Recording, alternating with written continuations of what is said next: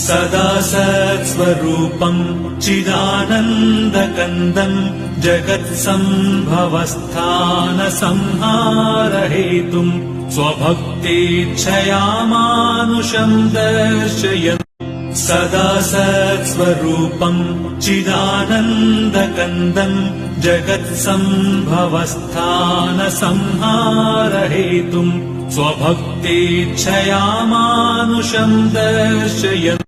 सदा सत्स्वरूपम् चिदानन्दकन्दम् जगत्सम्भवस्थानसंहारहेतुम् स्वभक्तेच्छया मानुषम् दर्शयन्